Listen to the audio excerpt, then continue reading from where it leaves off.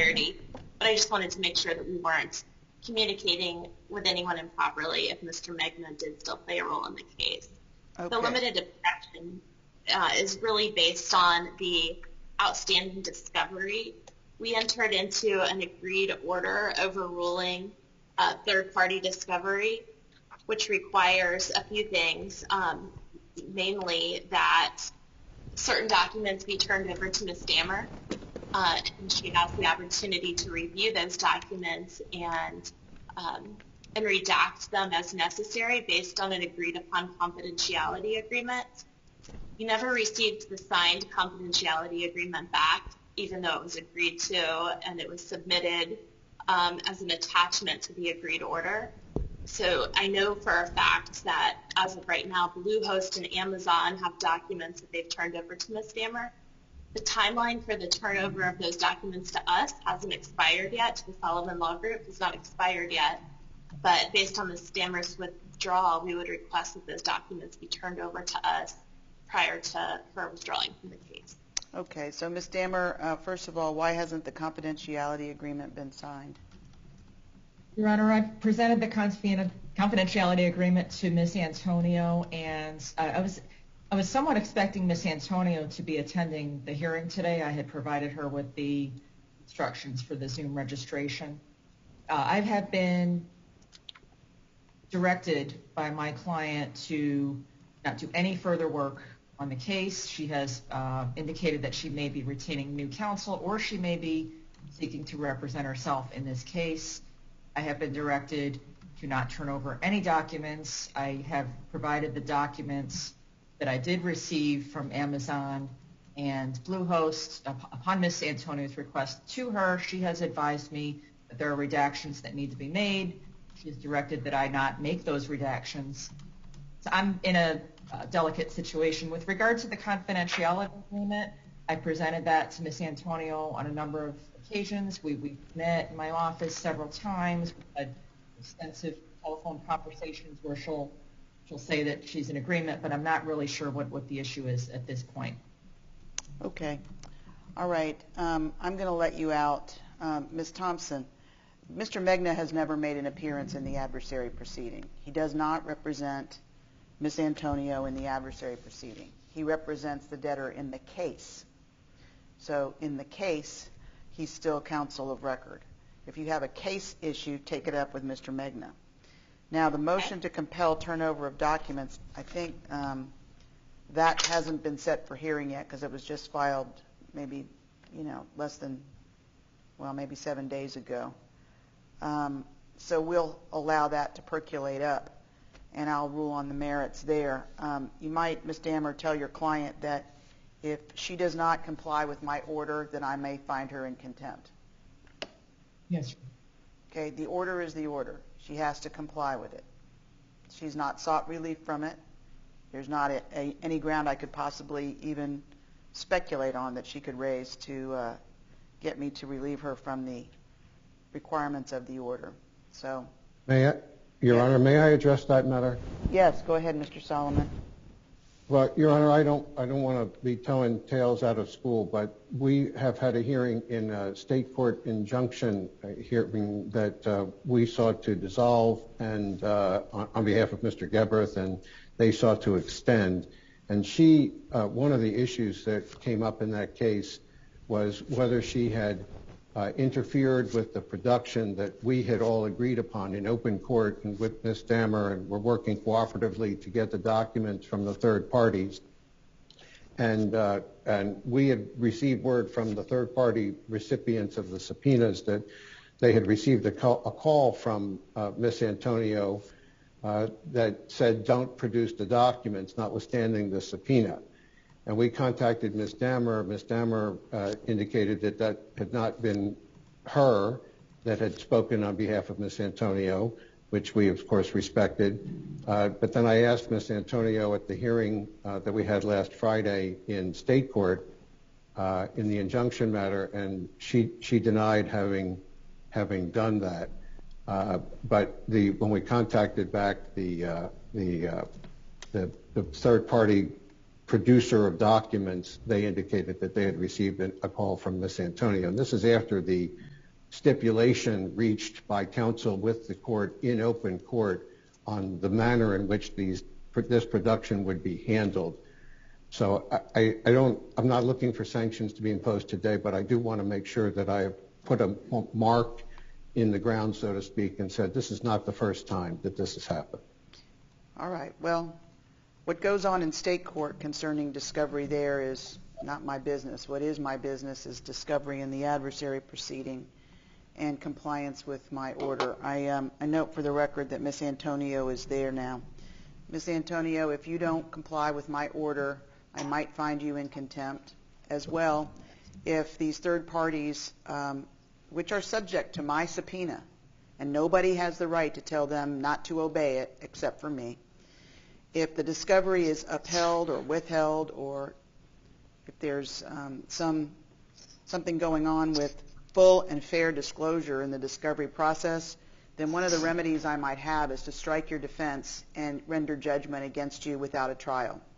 Discovery is a very important tool in litigation. It's so each side can find out, flesh out what the other side's position is. And if third parties have knowledge of that, then we have third-party witnesses, we have third-party production, just as you could do on your side, Ms. Antonio. But I'm going to relieve Ms. Dammer from her obligations to you as counsel based on her assertion that there are irreconcilable differences. So you can let me know, Ms. Antonio, do you intend to have a new counsel come in, and if so, how quickly, or what's your game plan for going forward? I respectfully ask for an extension in time regarding finding an attorney. I absolutely have no money. My family is bankrupt. And in turn, I'm trying to file my answer regarding the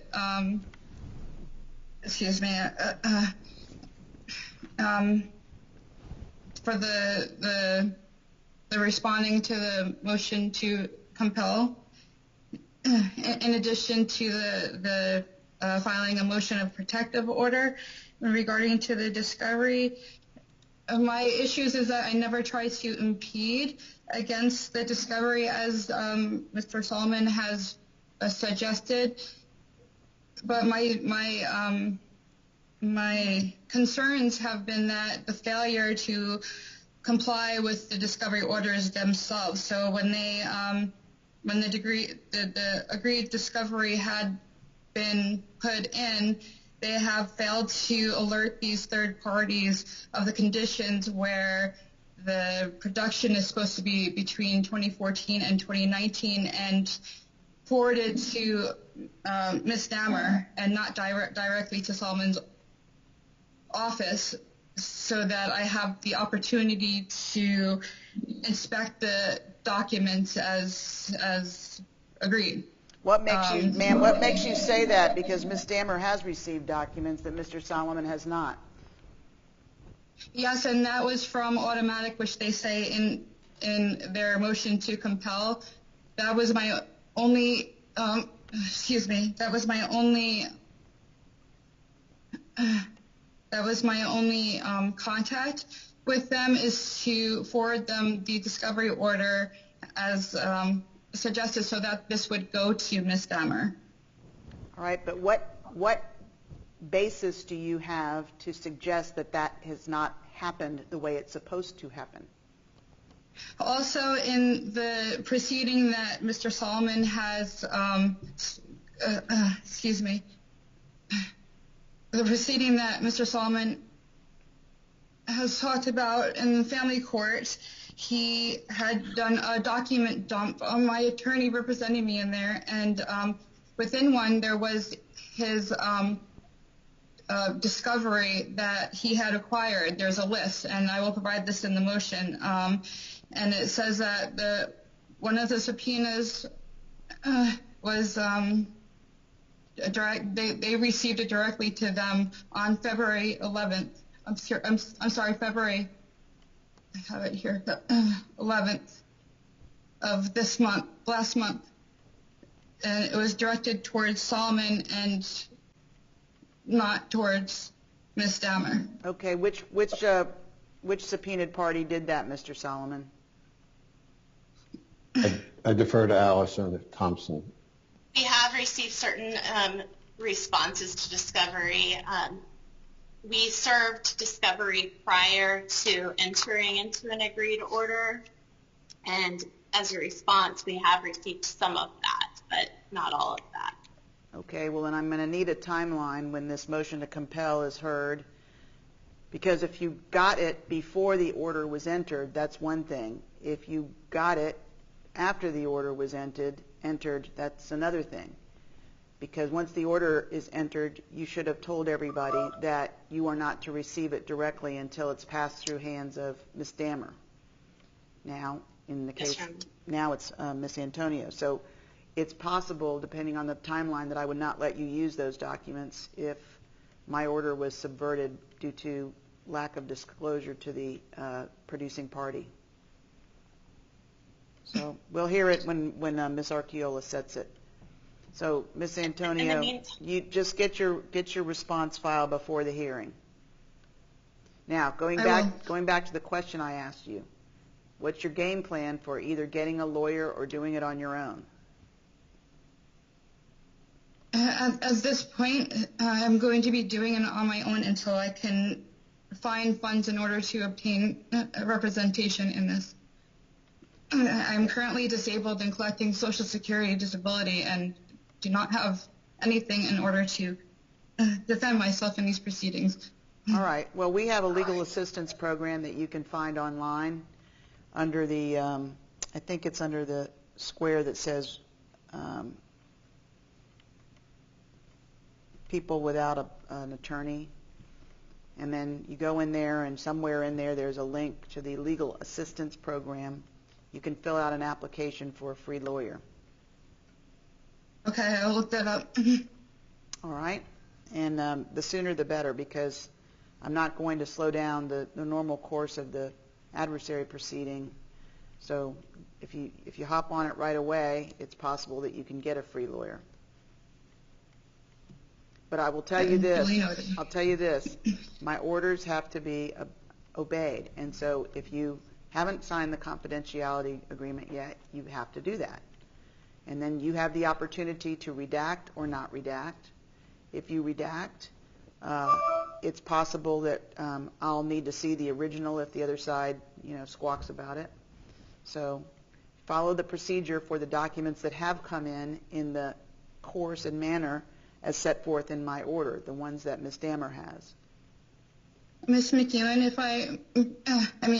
Honorable McEwen, if I may add that Stanley Solomon is currently representing his plaintiff's principal, Daniel Geberth, in a criminal proceeding where Daniel Geberth has been charged criminally for stalking me in the past year, and this is continuing. And my fear is this confidentiality agreement will not prevent the disclosure of my information that's necessary to prevent the continued stalking by Daniel Geberth, and especially since after the the discovery order was put into place, Solomon has continued presenting his subpoenas requesting access from 2014 until present time, meaning this present day. So if these continued orders continue to go to Solomon law without the regard of this impending criminal, proceeding, I fear bodily harm by Daniel Geberth if he obtains my phone numbers, email addresses, or any other information that I need to continue to keep confidential in this matter. Okay, well then you can redact that. If you bought a sofa and we redact everything about where your contact information is, then you're protected.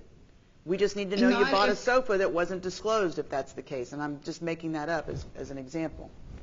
Yes, I understand that, but if the subpoenas are not being sent to my counsel and continuing as he has put it into subpoenas directly to his own, into his own firm, that does not protect me. He has failed to also put Ms. Dammer instead of Solomon Law in these subpoenas.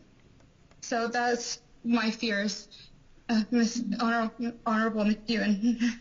Well, if these things are redacted, then you'll be protected. You just heard me say that if Mr. Solomon has not informed the producers of the conditions of my order, then I may not let him use any of that information. So my fears is that he will still transcribe this to his client. Your Honor, we have been trying to get a confidentiality agreement for 6 months. This is not a new issue. We haven't, now that she's been through 3 or 4 different lawyers, each one promises us a confidentiality agreement, and we get nothing but obstruction. If in fact we received documents, you know what we'll do. I mean, we're going to remedy the situation immediately. This is the first I hear that we had received documents directly, but it's my responsibility and we'll take care of it. Okay. I would like for you to destroy them and get a new copy sent directly to Ms. Antonio. So you hear that, Ms. Thompson? Yes, Your Honor. Have they been disclosed to your client? I don't know. I have to check. Ms. Thompson, have they? I believe that certain documents have been, but I don't believe that there's any He new has information. stated this in the other proceeding. Ma'am, be quiet. Ma'am, don't interrupt. I apologize. Ms. Thompson, did you disclose documents to your client, and if so, did any of them include an email address or a physical address or other contact information of Ms. Antonio? I don't believe that any include any new addresses that where Ms. Antonio wasn't living before, but I will certainly confirm that, Your Honor. Well, y'all better bring them to the hearing then. When we have the motion to compel, I want to look at them. Then Yes, Your Honor. put them in an envelope. Don't disclose them to anybody else. I'll look at them. If it's got contact information there that isn't something that Mr. Geberth already knew about, then I'll have to deal with that then. In the meantime, anybody that has received a subpoena needs to receive a highlighted copy of my order to tell them, do not disclose the documents directly to your firm, Ms. Thompson, but rather to Ms. Antonio. Now, Ms. Antonio, if you intercept the documents and never redact them and never turn them over, you're going to have a problem too. Remember, the ultimate sanction is that I strike your pleadings and enter a judgment against you. I understand. Okay, and frankly, I don't care about a criminal proceeding. I've represented felons, disbarred attorneys, and even disbarred attorneys who were felons. That's not compelling to me. What is compelling is if there is a trial and if the rules of evidence permit evidence of particular crimes, then those particular crimes can come in by way of impeachment. So, you know, I know you feel strongly about what Mr. Geberth has done or has allegedly done, but unless it's relevant, it's not something I can look at. And certainly a pending criminal charge is not relevant. With all due respect, the charges within the criminal proceeding do actually mimic what is alleged in the complaint that Mr. Solomon has put in, especially with the criminal investigations that Mr. Geberth has also put against me in Pinellas and Pasco counties with the same allegations where both precincts have determined that there have been no employment between a plaintiff and myself because he was not able to provide them any W-2s, 1099s, or anything in relation to showing employment, and he put all the same facts of alleging that I forged and stole money that mimics exactly what's in this complaint. Well, that's not stalking, but if there is, if stalking is relevant, and which I'm not sure it could be, but if the fact of stalking is relevant, there's also habit evidence that might come in. But with respect to another ruling of another court, if if the elements of collateral estoppel apply, then you can supply me that ruling, but it has to be of a certain quality of ruling that complies with the various elements of collateral estoppel. I understand. I will be providing that. Okay. All right. So, Ms. Dammer, give me a proposed order, two of them, one granting your motion in the case and one granting your motion in the adversary proceeding. Now, what do we do with the continued pretrial conference? Do we set this for trial? And if so, how far out? So, Ms. Thompson?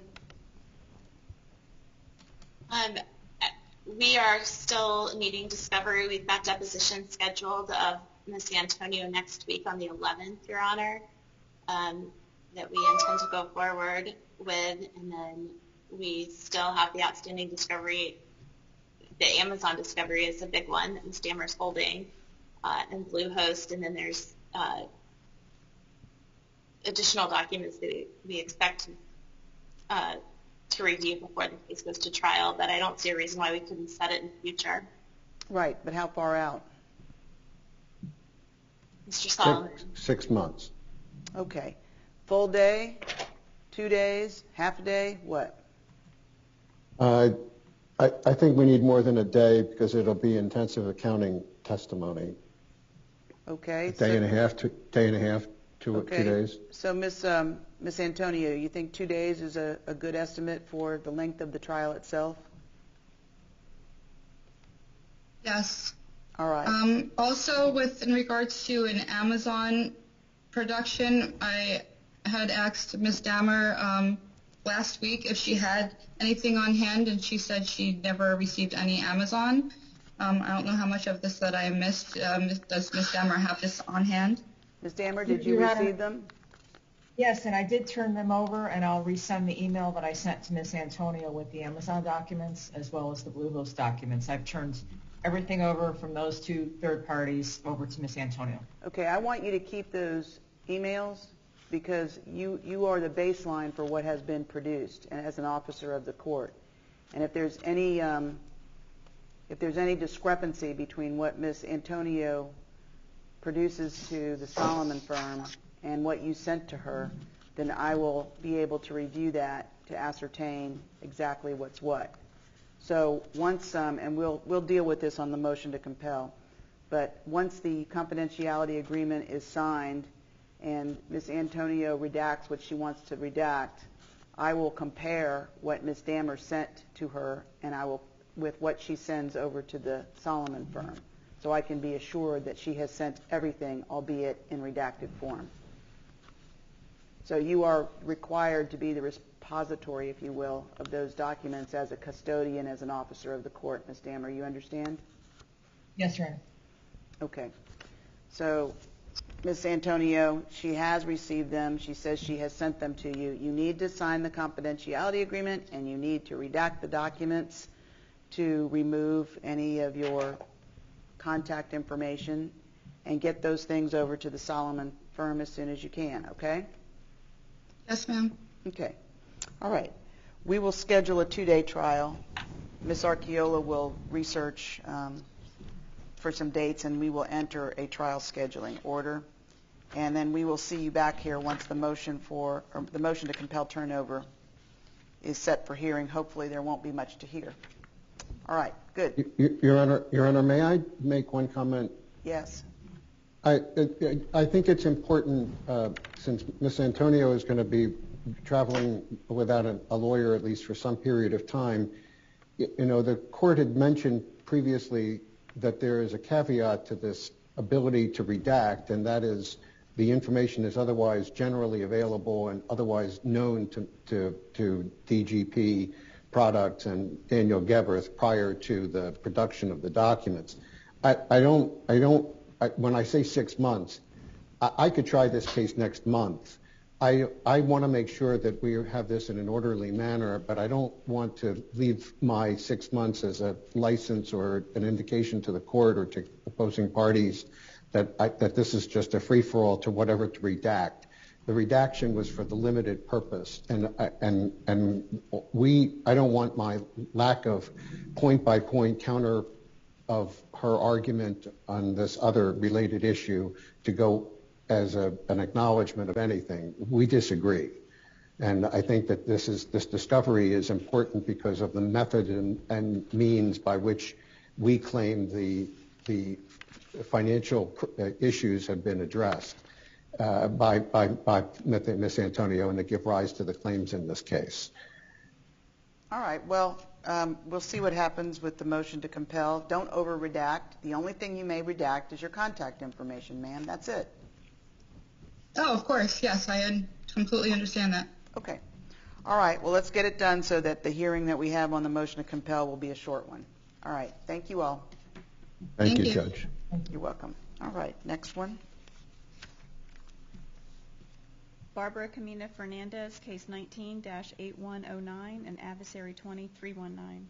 All right. I will take plaintiff's counsel's appearance first and then the trustee's appearance. You're on mute, Mr. Mayberry. I apologize, Your Honor. Ross Mayberry here on behalf of William and Veronica. All right. Morning, Your Honor. Doug Menchise, trustee.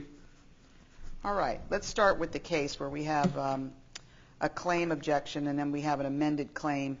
Mr. Menchise was on earlier, and I asked him if the amended claim superseded the objection, and he announced that there was some sort of an agreement between you all. So go ahead and state the agreement, Mr. Menchise. Okay, yes, Your Honor. The claim number, or the claim that I objected to was amended, but I have an objection to the amended claim, which we've since worked out.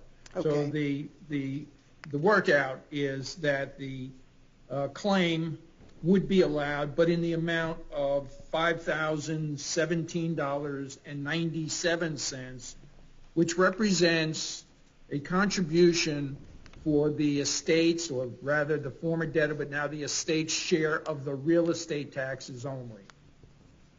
And that would be for those years up to and including 2019, because we sold the property and we closed in 2021, and we paid the 2020 taxes at closing with a prorated portion for 2021. So the only taxes for which there could be any contribution would be up to 2019, and it's been represented to me that those taxes are, or 50% of those taxes would be $5,017.97. All right. So, Mr. Mayberry, I'll be claiming that amount. okay, is it satisfactory to you for me to sustain the objection in part as to claim 4-3 and allowing an unsecured claim in the amount of 5017.97? Yes, Your Honor, that's 100% acceptable. Okay. So I'll take a proposed order from you, Mr. Menchise. Now, what about the adversary proceeding?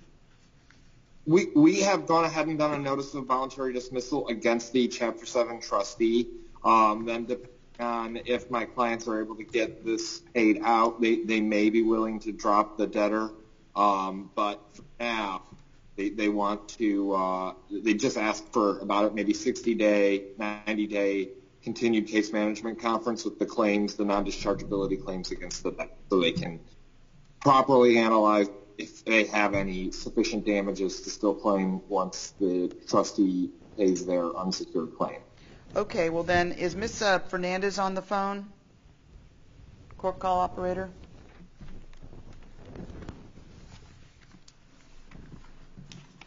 There is a line connected, Your Honor, but it's listed under Douglas Menchise. Oh, okay, that's Mr. Menchise. Okay. All right, well, what we'll do is we'll issue a notice of continued status conference for about 90 days out. And Ms. Fernandez, who is pro se, will get that, and so will Mr. Mayberry by CMECF. And then as far as the dismissal against Mr. Menchise, I think that we needed to maybe get some sort of stipulation on the record. Is that correct, Doug, that where the court allows for the claims against the estate to be dropped? Well, to the extent it's required, I think maybe under the rules, technically, because it was an answer file that should be a stipulation, that I stipulate to me being dismissed from the adversary.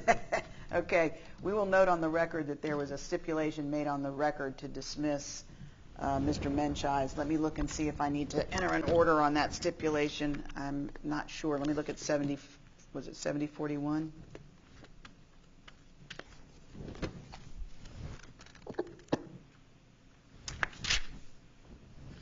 Okay. 7041, yes, which adopts 41. So let me flip over to 41. Judge Pasquet used to refer to this as a 10-finger code. You had to put your finger in one place and flip over to another place. Okay.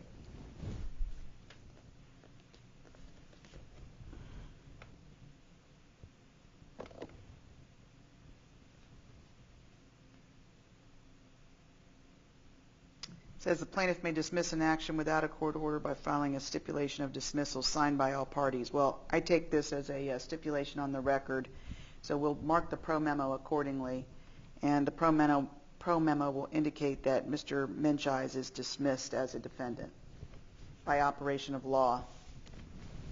Okay? Thank you, Your Honor. All right. Look for in your mail or on CMECF for the continued status conference date, okay? Ms. Archiola will research that and get it to you. All right, thank you all. All right, our morning docket is finished, and so we will be in recess until this afternoon. Thank you all. Thank you, court call operator.